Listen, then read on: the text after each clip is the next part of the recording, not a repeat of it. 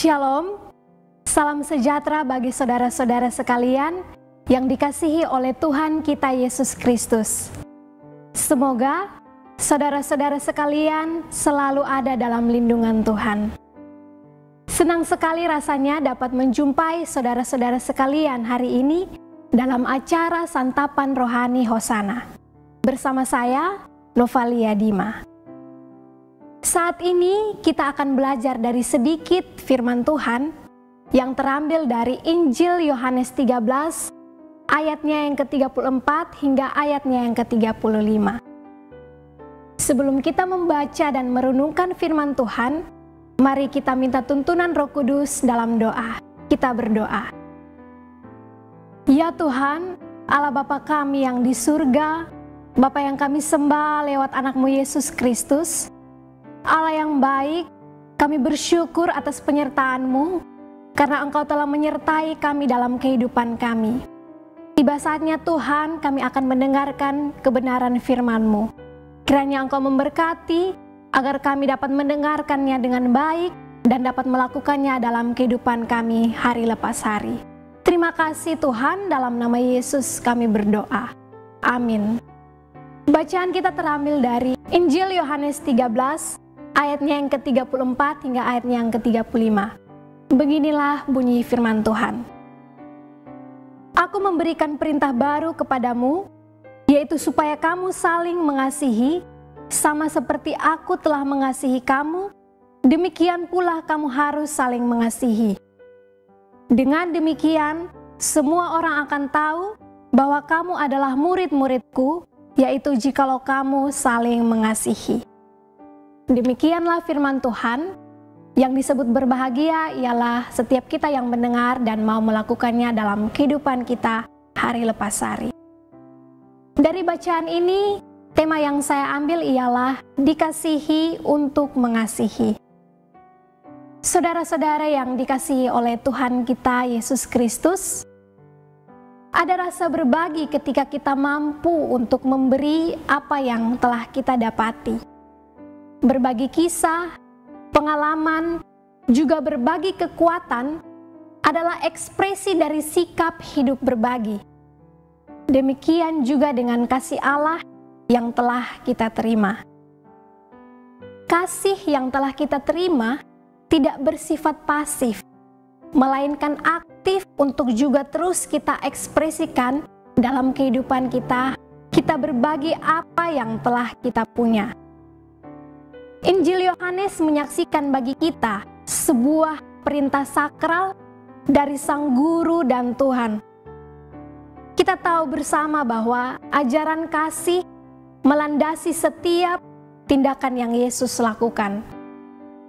Dalam bacaan ini, peristiwa sebelumnya di mana Yesus mau membasuh kaki murid-muridnya dilandaskan sebuah kasih hingga ia rela melepaskan jubahnya untuk turun ke bagian tubuh yang paling bawah dan membersihkannya. Saudara-saudara yang dikasihi oleh Tuhan, bukankah perintah baru yang berisi untuk saling mengasihi ini sudah tidak asing lagi bagi kita? Bukankah ini sebuah perintah yang sudah kita temui dalam Perjanjian Lama? Kita bisa dapati bahwa Yesus tidak sedang mengganti atau merubah apapun dari hukum Taurat. Tapi Yesus sedang mengekspresikannya dan juga menunjukkannya kepada kita. Perintah baru yang Yesus bawa adalah wujud dari penegasan Yesus bahwa yang baru itu bisa kita lihat pertama-tama adalah karena kita telah lebih dulu dikasihi.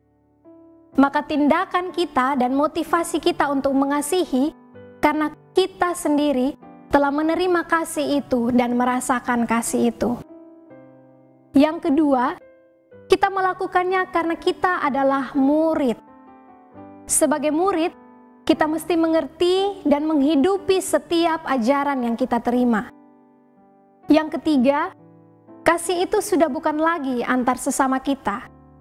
Tetapi ketika kita berangkat dari tindakan Yesus semasa ia melayani, Yesus juga mengekspresikan kasih-Nya kepada orang-orang yang dianggap berbeda dengan Dia. Sebagai contoh, kita dapat melihat dari percakapan Yesus dengan perempuan Samaria. Orang Samaria dianggap kafir dan amatlah najis jika ia berbicara dengan orang Yahudi. Tetapi kita melihat bahwa Yesus mau membuka diri dan memberikan kasih-Nya kepada perempuan tersebut. Ada juga perempuan yang kedapatan bersinah dan dianggap sangat berdosa.